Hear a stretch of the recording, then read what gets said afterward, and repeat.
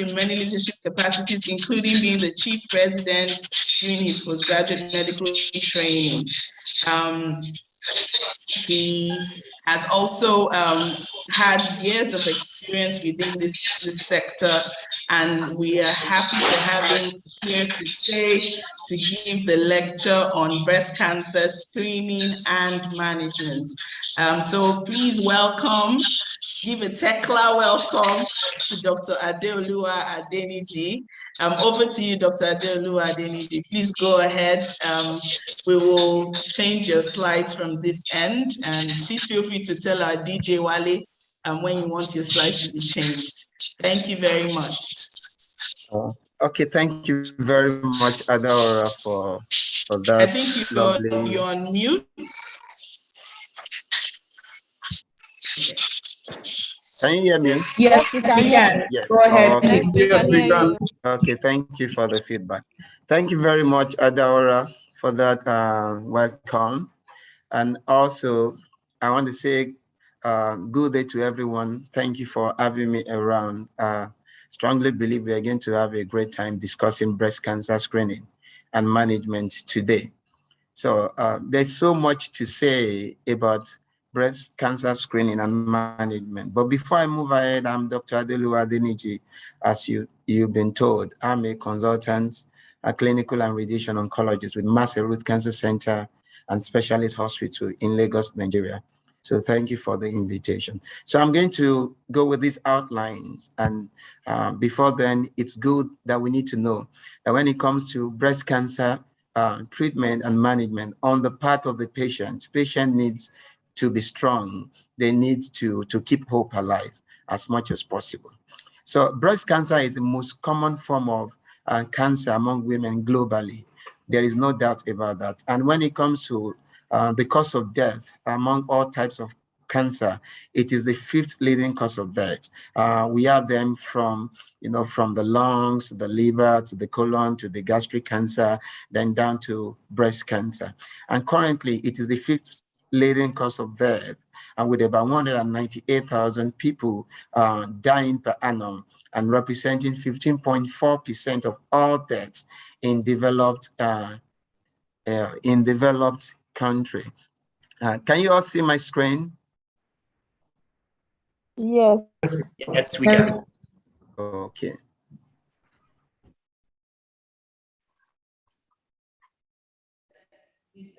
Sorry, I'm trying to make it to have a full screen.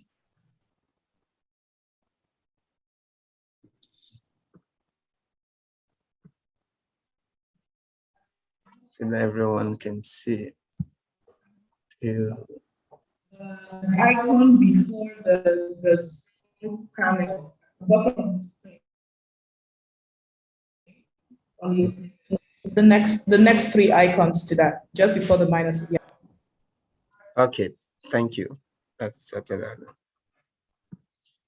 Okay, so I can move on. In developing countries, now the difference between developing and developed country is the fact that breast cancer happens to be the 1st leading cause of death in developing countries, unlike what we have in developed countries where it is the 5th cause of death, as it were. So, and one thing that we also need to know is that the rates of death being caused by breast cancer varies from one region to another. And if you look at the Africa, the East Asia, the West Africa, it varies. It's not the same. And in Africa, breast cancer is responsible for about 28% of all cancers, and also causes about 20% of all the deaths from cancer among women. And the incidence rate in Africa is now on the increase. Before it was low generally, but now we are seeing that the incidence rate is increasing annually every single time. And the reason for this is not far-fetched, because Now we have more people that go for screening. Now we're having more comprehensive cancer center springing up in different aspects of Africa. Now we are having more specialists coming into, into this situation. And at the same time, screening program is being emphasized, so we can pick them easily. And another thing which is also responsible for that is the cancer registry. Although cancer registry in Africa generally is not fully functional yet, we are still working on one or two things, especially the West Africa and also the East Africa. It is not fully functional, but we have few centers where the data is being collected, and we can have some information as regards that. So it's on the increase generally in that. And this is the graph showing the estimated age standardized incidence rate of breast cancer per 100,000 people. As you can see, you look at the North Africa, the West Africa having the highest, and then the South Africa also very similar to that. But when you go to the mortality aspect of it, you will see that the West Africa seems to have 38.6 in the incidence rate, but mortality is 20.0, and that seems to be the highest. Unlike the South Africa, where you have 38.9 as the incidence per 100,000 people, but the mortality rate is about 15.5. So it tells you here that the way breast cancer is being attended to in South Africa is much better than what we have presently in the West Africa. And this has to be, this has to be well known so that we know in which direction to, to focus on. Then in the sub-Saharan Africa, we can see that the survival rate is less than 40% compared to what we have in the America, which is about 86%. And the low survival rate can be explained by low awareness, low detection, people not going to the hospital on time, and also the fact that aggressive type or subtype of breast cancer has been identified among the Africans, and the unavailability of treatment facilities and advanced therapies, and the unavailability of innovative drugs that are being produced presently to treat breast cancer, and of course, cost, which is key in this part of the world. We don't have fully developed health insurance, system. Instead, a lot of people do out-of-pocket payment, unlike what you have in developed countries. A woman can wake up and go to, to the hospital to have screening. She's not going to think about the cost in developed countries. But in this part of the world, for the woman to do the regular things that we do for screening, she will have to pay out of pocket. And that's one of the major reasons why women will not go to the hospital, or they will present late, and that will lead to poor outcome or poor prognosis, and obviously lead to low survival rate. So another thing you will find that is peculiar to African system is the fact that most of the patients that we see in Africa, they come in at late presentation, stage 3, stage 4. Stage 3 and stage 4 are classified as advanced stages, while stage 1 and stage 2 are classified as early stage. So in about 80% of the cases we see, they are advanced stage, unlike what you have in high income countries or developed countries, where only about 15% of the patient they see present at, with advanced stage, which you can see the contrast. The gap is so much, and it means we still have a lot of work to do in this part of the world. And down on this particular slide, you can see various figures given to different countries, different African countries. For example, in Nigeria, we have about 78% generally present with advanced stage. In Kenya, 68%, as it were, while in Uganda, about 77%. Then also in Rwanda, you have about 77%. Then in Angola, you have about 78%. And of course, in Ghana, almost about 88% present with advanced stage. And there is a graph here explaining it in simple form. You can see incidence and mortality rate for the low income, any country, and the advanced or the developed country.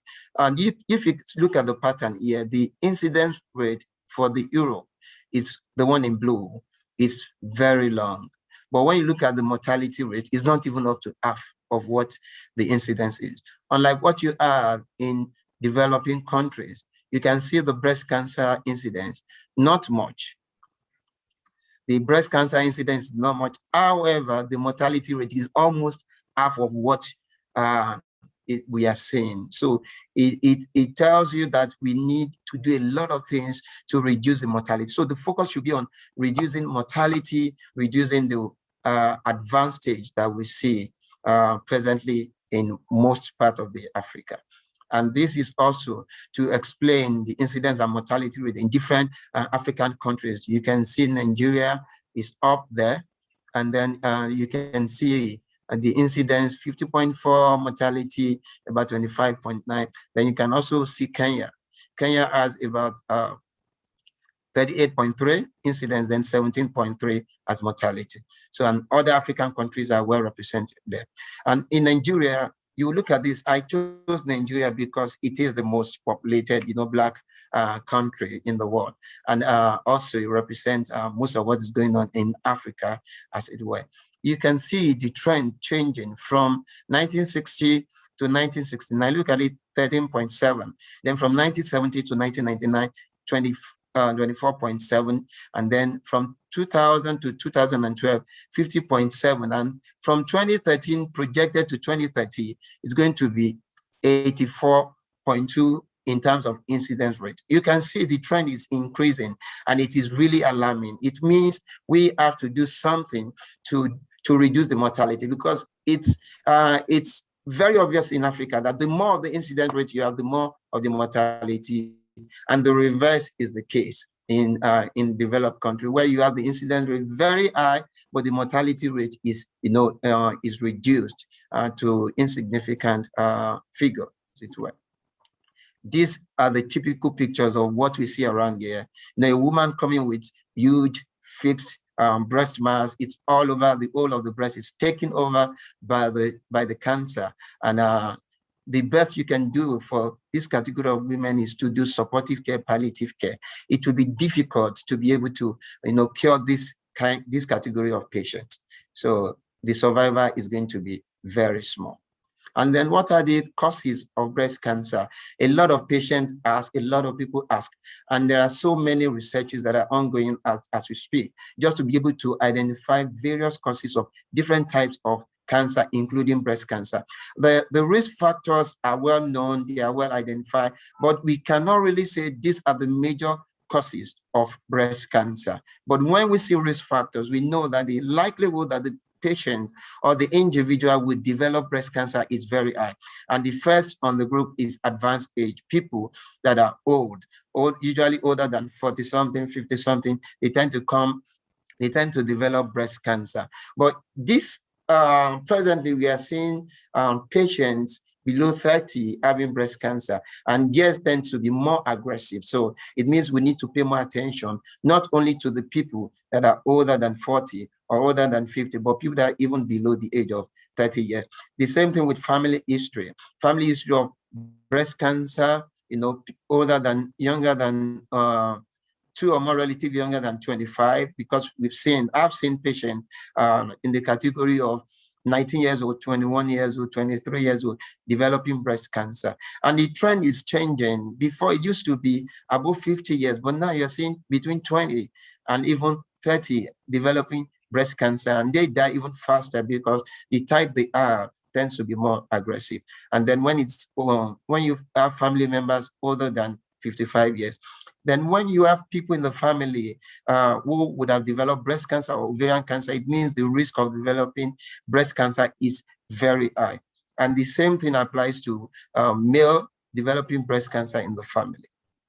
Then personal history of breast cancer in the past, and also history of BRCA1 and BRCA2 mutations. These are genes that, when present in an individual, carries a huge risk in that individual of developing breast cancer. Also, there are other types of breast pathology, for example, atypical hyperplasia, and also some form of carcinoma in situ, the lobal and the ductal type.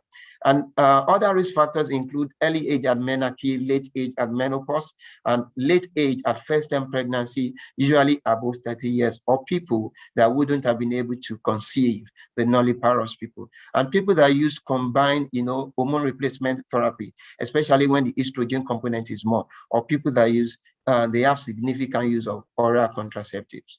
And these are the pathological types of breast cancer. There are different types which can be identified under the microscope by the pathologist in the lab. You can find the one from the duct called the ductal, the one from the lobus in the breast called the lobular, and the one that is invasive and the one that is non-invasive. There are so many types of them. And that is the reason that biopsy is important. When we are suspecting breast cancer in any individual, biopsy must be done to identify the type and the subtype of the breast cancer, because that would determine, it will determine the treatment that will be given to the individual eventually. And then for this breast cancer screening, which I'm going to focus more before I move to the management of breast cancer, early detection remains the best. The developed countries have been able to establish the fact that it is it's a lot cheaper to do screening for breast cancer when you are able to detect it very early than to treat it when it is advanced. You spend a lot more taking care of patients with advanced, breast cancer compared to those people that will come in at the early stage. So screening is the way to go. And there are ways to do the screening, and they are very effective as much as possible. Number one is to do what is called the imaging studies. Imaging studies including the ultrasound scan of the breast, the mammogram of the breast, and also the magnetic resonance imaging, which is not routinely used, but it can be used in individuals that have high risk of developing breast cancer. So for the ultrasound scan, okay, let me just quickly talk about that. Ultrasound scan is used for people that are below the age of 40 years. For example, some of us that practice in communities where people come in with, they just want to know what's going on with breast cancer. They want to be screened. The first thing we want to do if they are below the age of 40 years, apart from the examination, which I'm going to talk about later on, is to recommend ultrasound scan. Ultrasound scan is easy to find. It's readily available compared to other eye technical equipment in the hospital. So the sonographer can scan the breast, look for the any lump in the breast, especially when the breasts are not lumpy, when they are not having their period. Then there's a mammogram used for people that are above the age of 40 years. So the cutoff for now is 40 years. I know it's changing in some communities, and there are different groups trying to vary. Some are trying to move it down to 35 now. Some are trying to say, okay, 39 is fine. But the cutoff generally is still 40 years. So above 40 years and above, the patient can have mammogram, or the individual can have mammogram for screening. While below 40 years, breast ultrasound scan is very useful. But in individuals that have very high risk of developing breast cancer, maybe the parents have breast cancer, or the risk that I have listed earlier on. So that I listed earlier on, magnetic resonance imaging may come in if breast ultrasound scan or mammogram will not be able to give us, all the information we need in such individuals. And apart from imaging, which usually comes in when the individual visits the hospital, the first thing to do is examination. The first one on the list is breast self-examination. When the individual herself, the lady herself, is able to examine herself at home. It is very easy to do. It doesn't require, any doctor to come in or anyone. We just need to train these individuals. And I can tell you this is the easiest way to do, breast cancer screening. We gather the women and teach them in the market, in schools, in their offices, and teach them how to examine their breasts. So they do it usually 1 week after completing, their menstrual flow for the month. And then what they do is that they assume the breast to be in form of, an orange, as it were, and they divide it into 4 quadrants. And with the palms of their fingers, they go from one quadrant to another. But before then, they stand in front of the mirror. They can do it sitting up in front of a mirror, and then they can do it while lying down. So what they do is they sit in front of the mirror, lift their hands up, try to see, the size of the breast, the color of the skin, and also compare the length of the 2 breasts. And at the same time, they try to look at their armpits. And and use the palms of the fingers of one hand to examine the breast on the other side. And they go quadrant by quadrant. They try to press and search for anything that is abnormal in the breast. It's good that women do it regularly so that they can get used to what is going on in their breast.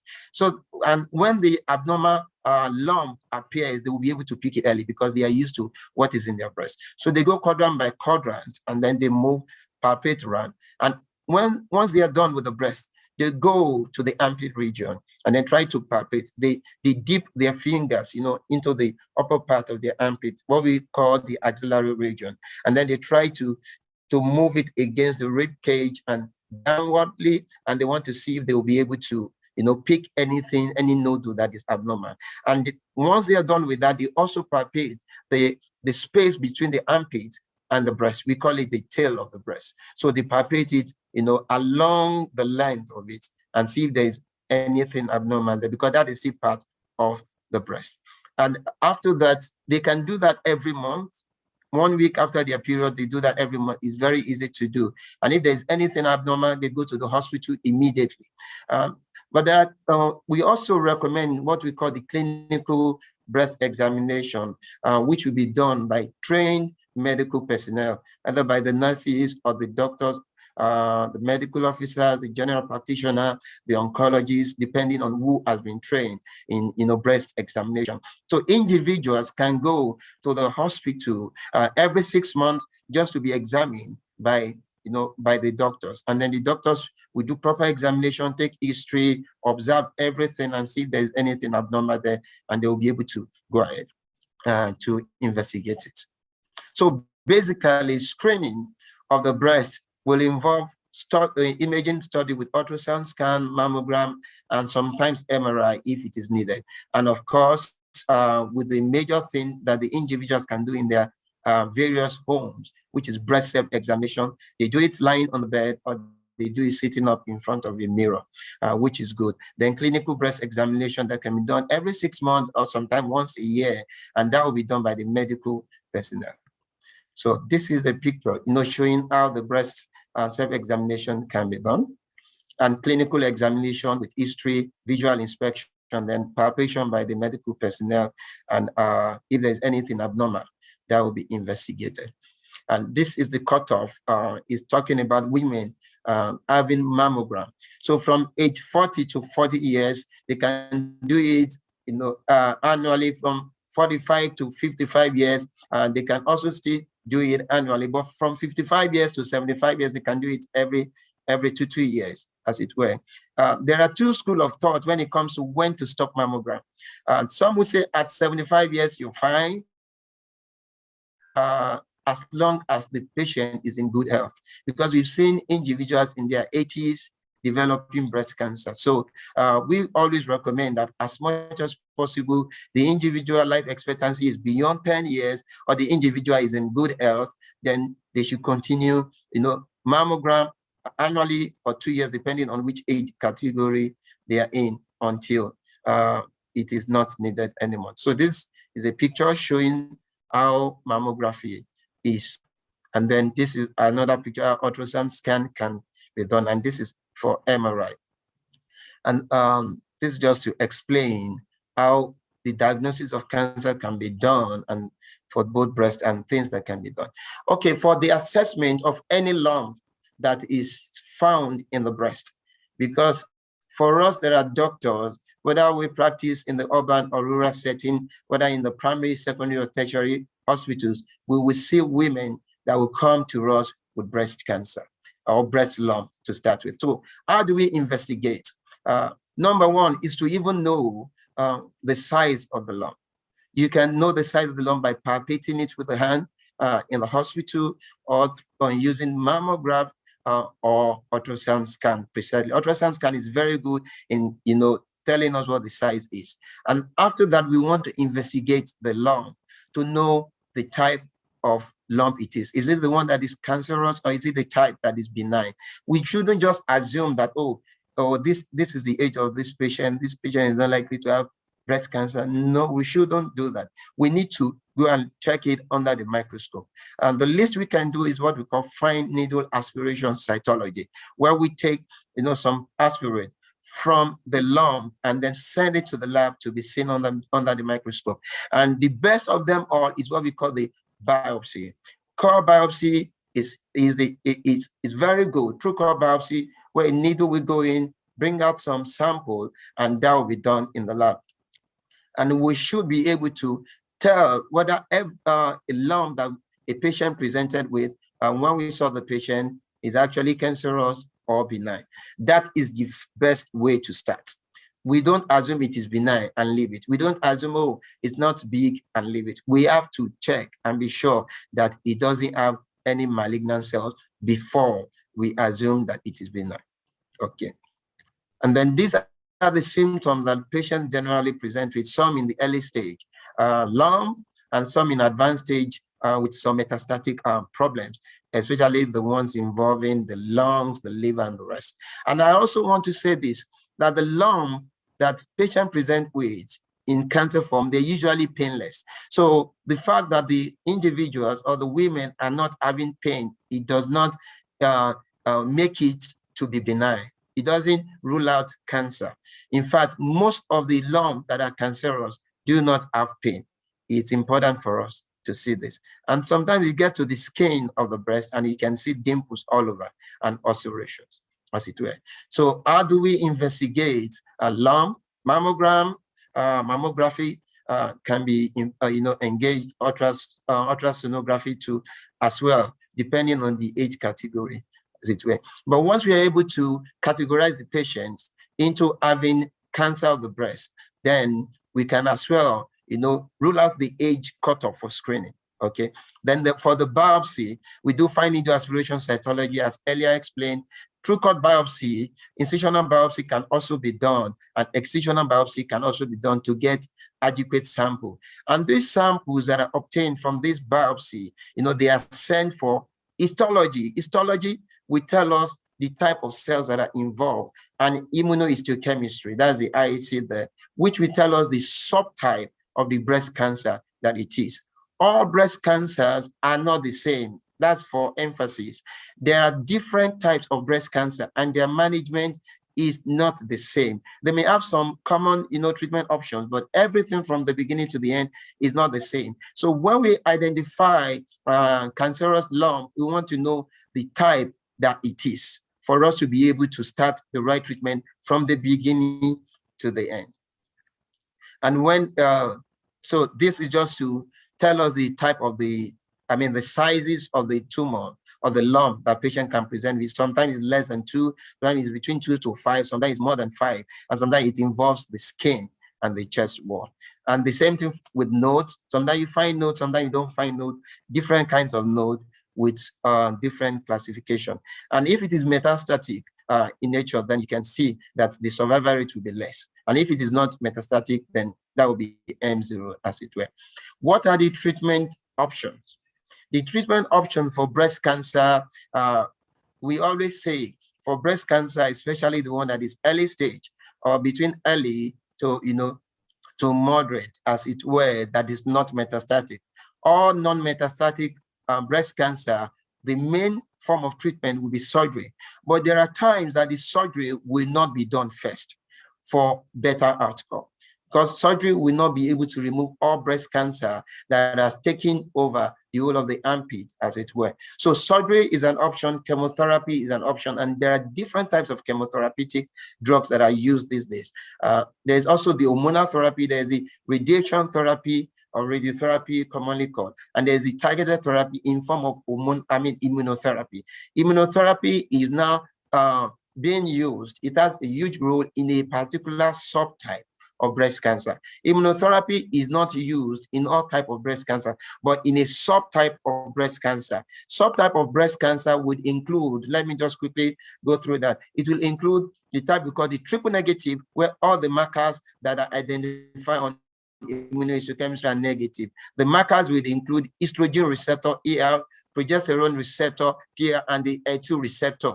So these are the 3 markers that are identified by the immunohistochemistry. And we use these 3 markers to subtype the breast cancer and know how to go about the treatment. So, for example, we have the triple negative where all the markers are negative. Then we have what we call the hormone receptor positive, where the estrogen receptor are positive and the progesterone receptors are positive, but the A2 receptors are negative. Then we have the one that is A2 receptor positive. The other markers are negative. And then we have the ones that has all the triple positive, the same way you have the triple negative. All these markers are positive.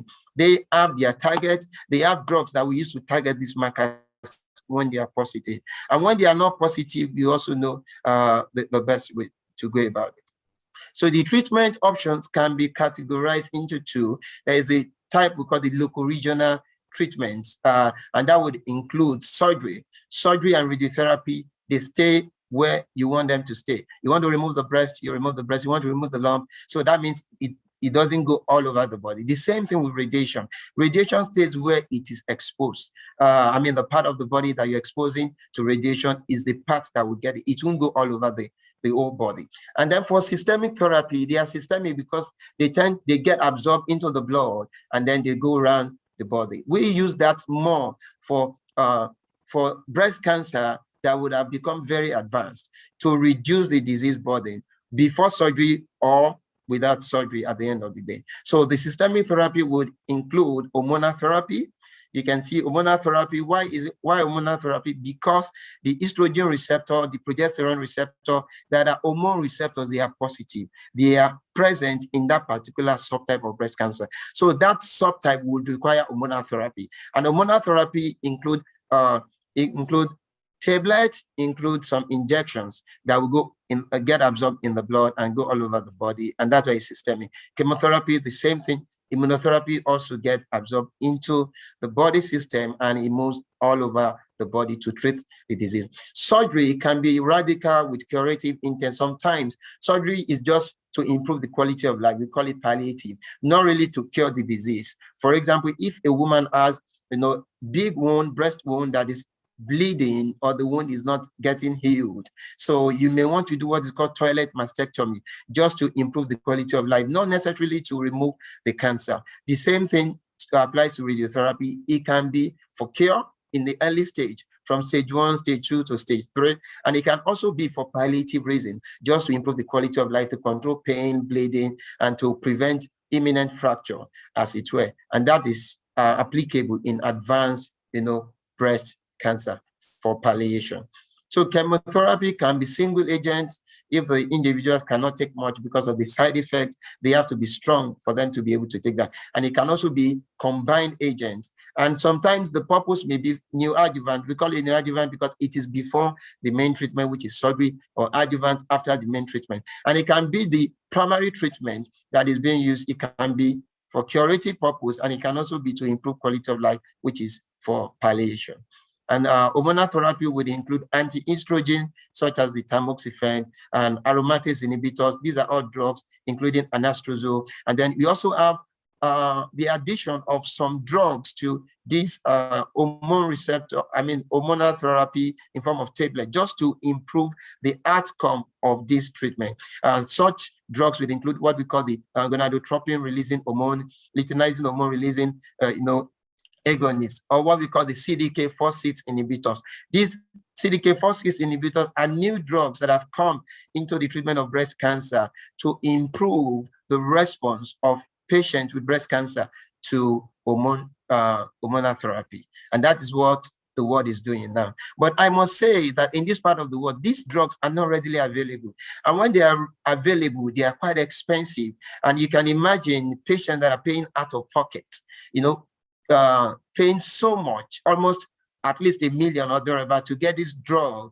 Million naira, you can convert it to your to the currency of your of your country, and then see what it comes to. Adding it to the tamoxifen or the anastrozole or any other drug that may be recommended.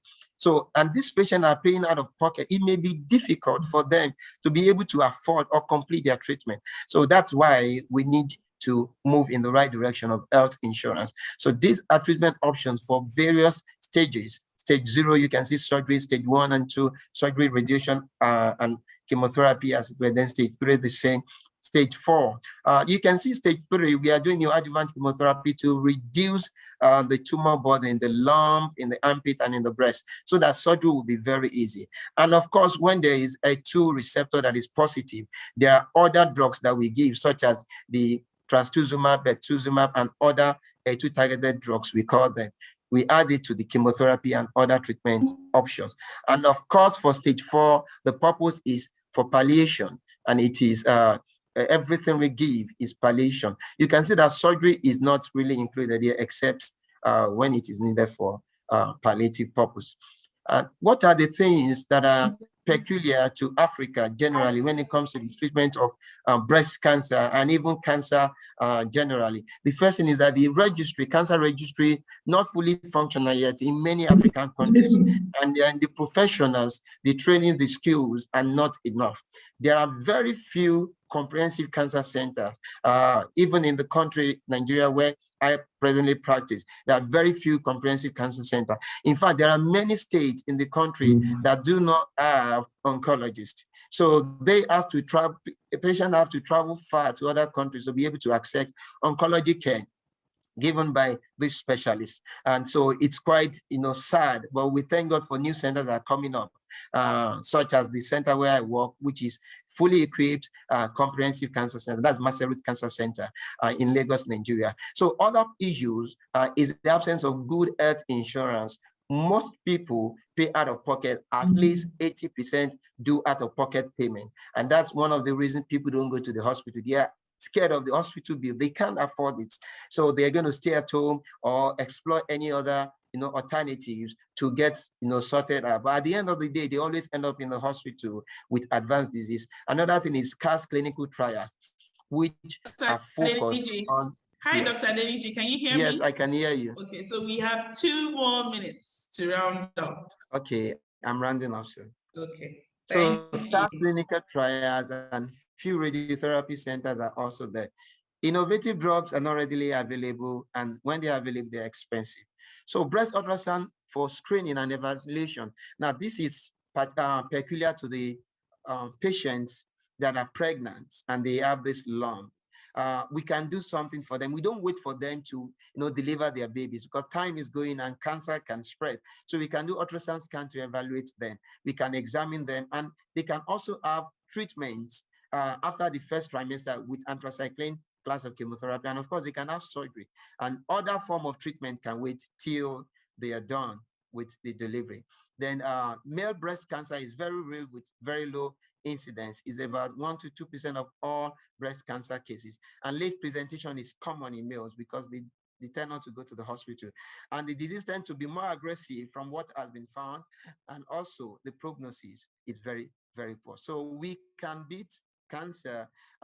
In Africa, we say we can build comprehensive cancer center, health insurance that is needed, for all the individuals in Africa. So we can do it. Thank you. And these are the references. So I'll be glad to take questions or any other thing that you want.